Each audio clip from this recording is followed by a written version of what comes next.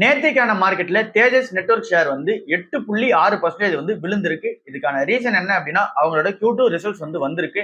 அந்த Q2 ரிசல்ட்ஸை check பண்ணி பார்க்கும்போது அந்த ரிசல்ட்ஸ் எதுவுமே சரியில்லை. ஸோ அந்த ரீசன்ஸ்னால தான் 8.6% தேஜஸ் நெட்வொர்க் ஷேர் வந்து பார்த்தீங்கன்னா இறக்கியிருக்காங்க.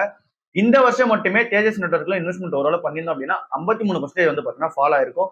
இங்க சென்செக்ஸே அவ்வளவு வந்து ஃபாலோ ஆகல. பட் ஆனா இங்க தேஜஸ் நெட்வொர்க் ஷேர் வந்து 53% வந்து விழுந்திருக்கு. ஸோ இங்க ரூ. 600 அந்த ரேஞ்சில் வந்து இன்வெஸ்ட்மெண்ட் பண்ணியிருந்தாலும் கூட ரூ. 600 700 அப்படி இன்வெஸ்ட்மெண்ட் பண்ணியிருந்தா கூட இங்க லாசஸ் தான் வந்து பார்த்தீங்கன்னா ஃபேஸ் பண்ணியிருப்போம். இப்போ ரூ. 530 540 வந்து பார்த்தீங்கன்னா ட்ரேட் ஆகிட்டு இருக்கு. ஸோ ஓகே, இது எல்லாமே ஃபாலோ ஆயிடுச்சு. இப்போ இந்த Q2 ரிசல்ட்ஸ் வந்து எப்படி இருக்கு அப்படின்றத டிஸ்கஸ் பண்ணலாம்.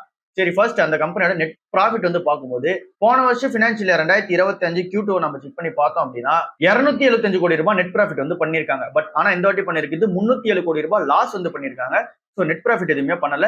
ஸோ இங்க சேஞ்ச் வந்து பார்த்தோம் அப்படின்னா இயர் ஆன் இயர்ல நெகட்டிவ்ல வந்து இருக்காங்க. ஸோ போன வருஷம் இதே ஃபினான்ஷியல் இயர் Q2ல வந்து பாத்தீங்க அப்படின்னா ப்ராஃபிட்டை மேக் பண்ணவங்க இந்த வருஷம் லாசஸ் வந்து பார்த்தீங்கன்னா ஃபேஸ் பண்றாங்க. இந்த கம்பெனியோட ரெவன்யூ வந்து வரும்போது போன வருஷம் வந்து 2811 கோடி ரூபாய் வந்து பார்த்தீங்கன்னா ரெவன்யூ பண்ணவங்க இப்ப பண்ற ரெவன்யூ வந்து 262 கோடியா தான் வந்து இருக்கு. ஸோ இங்க 90% இயர் ஆன் இயர் லாஸ் பண்ணிருக்காங்க. எபிட்டாவை பொறுத்தளவுல போன வருஷம் 534 கோடி ரூபாய் பண்ணவங்க இப்ப வந்து லாஸ்ட் தான் வந்து பண்ணிருக்காங்க. 293 கோடி ரூபாய் வந்து பாத்தீங்கன்னா லாஸ் வந்து பண்ணிருக்காங்க. ஆர்டர் புக்கை பொறுத்தளவுல 4800 சில்லற கோடி ரூபாய்க்கு ஆர்டர் புக் போன வருஷம் வந்து வச்சிருந்தாங்க. இப்ப வச்சிருக்கிறது 1200 சில்லற கோடி ரூபாய் தான் வந்து வச்சிருக்காங்க.